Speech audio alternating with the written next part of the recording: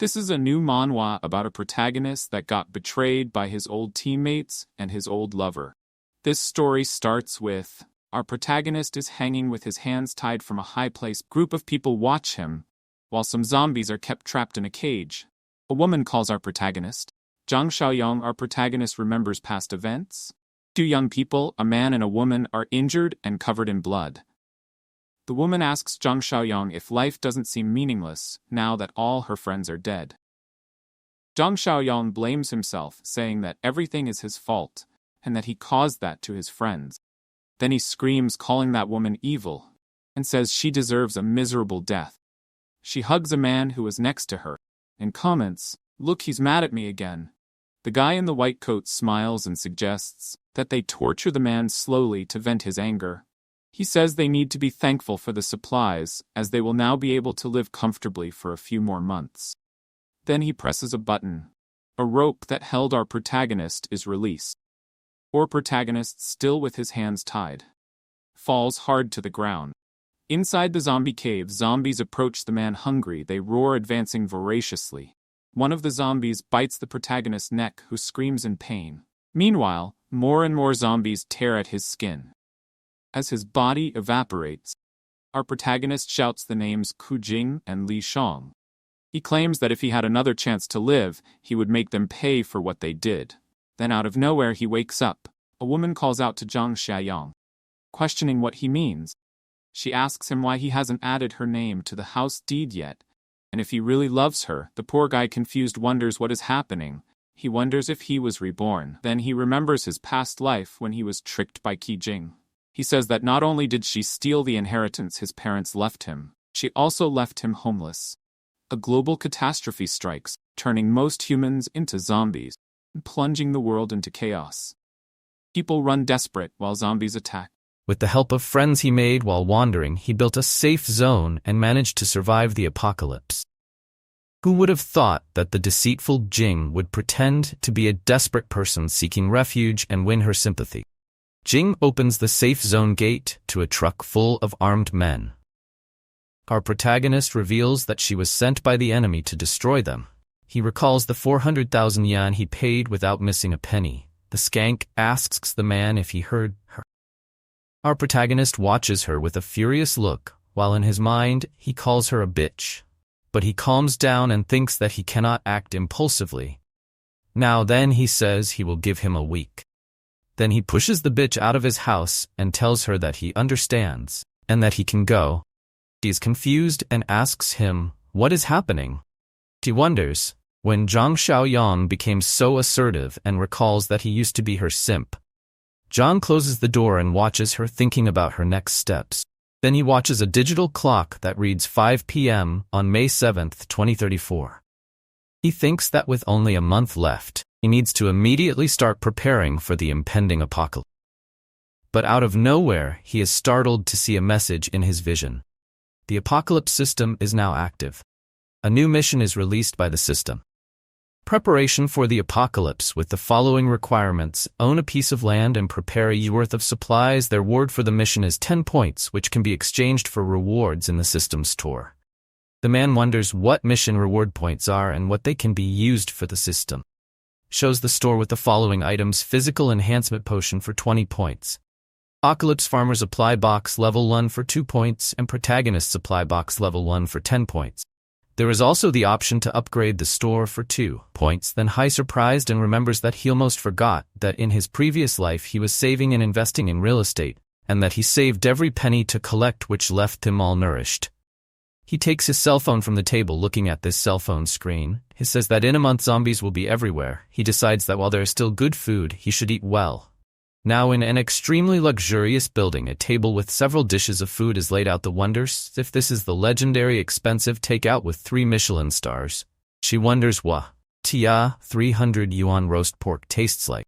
Then he takes the food to his mouth with his chopsticks.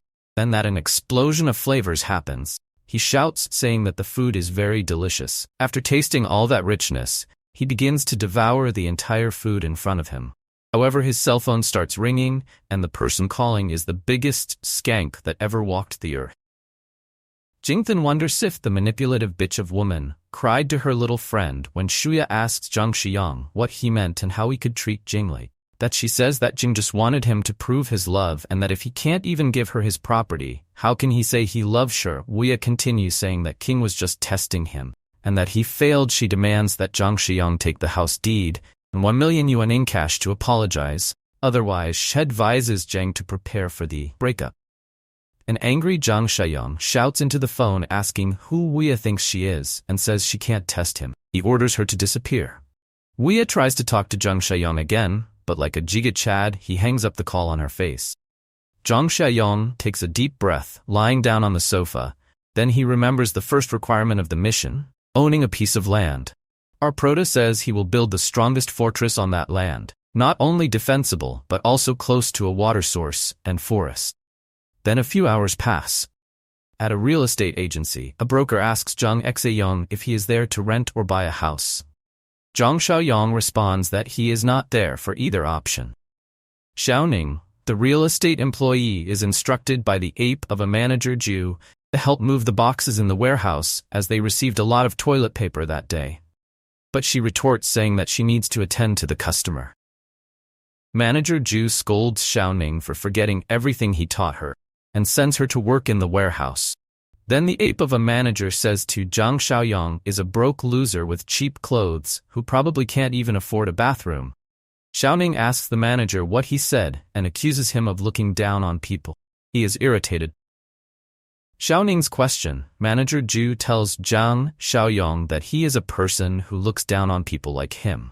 The manager challenges Zhang Xiaoyang, saying that if he can buy a bathroom, he will go live eating shit. Zhang Xiaoyang watches Manager Ju silently, then our prota claims that he will find some hot new properties for Xiaoning later. Zhang Xiaoyang tells the broker that he is not there to rent or sell a house. Meanwhile, he smiles, showing his black credit card. Zhang Xiaoyang declares that he is there to buy land. The real estate employees are shocked by Zhang Xiyang's statement. One of them asks if he knows how much money it costs. Another is surprised as it is the first time he has seen someone buying land. A third employee thinks that Zhang Xiaoyang is a real rich person, a real big spender. Zhang, with a smile on her face, is ready to meet Zhang Xiaoyang and offers to give her a detailed introduction. Manager Ape Suspicious says that anyone can brag, but when it comes time to pay, he doesn't believe that Zhang Xiaoyang will be able to get the money. Xianing shows our prota the currently available plots of land and asks him to analyze them. While she explains, Zhang Xiaoyang dismisses Xianing's explanations and says that he will inform her of his requirements so that she can see if there is anything that matches. Xianing, surprised by Zhang Xiaoyang's attitude, asks him to continue. Zhang Xiaoyang describes the land he is looking for close to mountains and water, preferably with running water, convenient transportation, and ideally with factories or large building.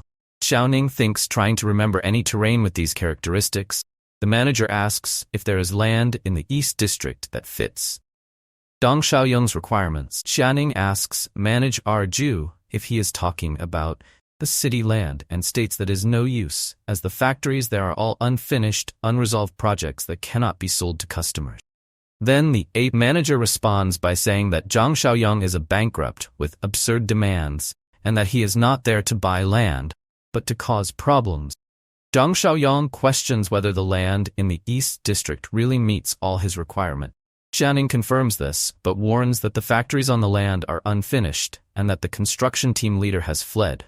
Zhang Xiaoyang thinks that the location is great and meets all his needs. He figures that putting up barbed wire will make the place easy to defend, and that the unfinished factories will save a lot of money and time. He decides to buy the land and asks if they can sign the contract and make payment. Xianing, taken by surprise, Xiaoning asks if Zhang Xiaoyang really wants to buy the land with the unfinished factories. He confirms that he wants to buy the land and asks them to sign the contract and make the payment quickly. Someone is waiting to eat fresh shit later. Manager Ape is in shock, holds up a receipt and exclaims that this is impossible. He looks at the receipt in disbelief and questions how anyone can spend millions on land with unfinished factories. Zhang Xiaoyang smiles and pats the ape on the shoulder and says he made the payment and he challenges the manager to fulfill his end of the bargain. And if he likes it, he promises to send a super chat later. An employee films the ape with his cell phone, saying that he has already started the live broadcast and that he should hurry up. The other says his stomach isn't feeling well that day, promises it will be fresh. Our protagonist walks outside, offers lobster to the ape, saying he ate it the day before and he should try it. The system shows that the mission preparing for the apocalypse has been updated, and the requirement of owning a piece of land has been completed. Zhang Xiaoyang says that he spent all the money on buying the land, and now he needs to find a way to get money to stock up on supplies. A man watches our boy, and wonders what Zhang Xiaoyang is doing there. Then hearing a scream, he turns back to see the ape is begging for help, saying he doesn't want to eat the shit. The other men are holding him down. The guy in white comes close and asks what they are doing. That ape really deserve it. Qu Jing calls Li Song and says he still remembers her. Jing asks Li Shuxiang if he knew that Zhang Xiaoyang went to the real estate office that day to buy land. Qing wonders in shock how Zhang Xiaoyang bought land and where he got the money from. She deduces that the 300,000 yuan payment must be the money he saved. Jing angrily wonders how Zhang Xiaoyang dares to use her money. Luke Song advises her to calm down and go find Zhang Xiaoyang, ask what is going on. She says that Zhang Xiaoyang turned the tables on her, and that he actually used her money. She declares that she will expose it online. Zhang is sitting and thinking that buying supplies and building a base requires a lot of money, and wonders where he will get it. All of a sudden, that the skank was yelling and knocking, trying to break down our protagonist's door. Jing questions Zhang Xiaoyang about what he's doing and accuses him of wasting her money. Zhang Xiaoyang, confused, asks what she is talking about. Jing, even more furious, asks Zhang Xiaoyang if he's crazy or Proto doesn't react and says she's insane. Zhang Xiaoyang says she has a lot of money, showing a stack of bills to Jing. Then states that he won't spend a dime on her. Warns Jing that she shouldn't think that he doesn't know about her affair. With Li Shuk, Song, Jing in shock, wonder show Zhang Xiaoyang found out about her and Luke Song when Shuya tries to calm Kui Jing down, and says it's just a misunderstanding between a couple. Our Proto says that there's no misunderstanding, and that Qu Jing is not his girlfriend, but the old man Li Shuxiang's lover. He orders them both to disappear, as just by looking at them makes him feel irritated. Qu Jing, in shock, wonders how Zhang Xiaoyang knows about this. They have always been very discreet when booking rooms. When Shuya scolds Jing for not saying anything about the affair with Luke Shang, she wonders how Zhang Xiaoyang found out, since Qu Jing got involved with that middle-aged man. Jing tries to justify herself, saying they only booked rooms a few times. When Shuya suggests they go back and think of a plan as the situation is out of control, Jing agrees, saying that's all they can do. Zhang Xiaoyang visits the land he bought and observes a factory. He says that's the factory he wants to renovate, and asks how long it will take to complete construction machine. Work at full speed on your land. Zhang Xiaoyang talks to a foreman about renovations at the factory. The foreman explains that walls will be reinforced, guard towers will be built, barbed wire will be installed, explosion-proof steel doors will be thickened and bulletproof. Tempered glass will be added. Foreman named Li from Peru Construction Company asks Zhang Xiaoyang which force he offended. Zhang Xiaoyang stops him and asks him not to ask too many questions, as knowing too much won't do him any good. He asks the foreman to just tell him how much it will cost to complete the job in a month. Foreman Li tells Zhang Xiaoyang that it is not possible to complete the work in a month. Then our Proto interrupts him again, telling him to stop talking, and that if he doesn't do it, there will be many others who will.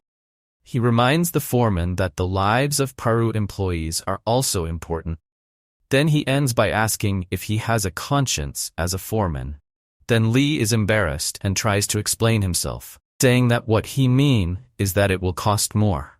Zhang Xiaoyang asks Li to name the price. Li explains that to complete the work in 1 month will need to work intensely, and that the cost will be at least 20 million. Zhang Xiaoyang confirms the value of 20 million yuan and asks Li to start the work. He also asks him to give him a deposit of 5 million yuan, so they can start working. Zhang Xiaoyang says he will transfer the money within a week. Li is extremely surprised. Zhang Xiaoyang says not to worry about the payment, because if he doesn't pay, the land will be his. Li agrees. Xiaoning appears and calls Zhang Xiaoyang brother, and the girl asks what he is doing there. This is the end of this chapter. If you guys enjoy this story and want to see more, please subscribe and comment, and I will see you guys in the next one.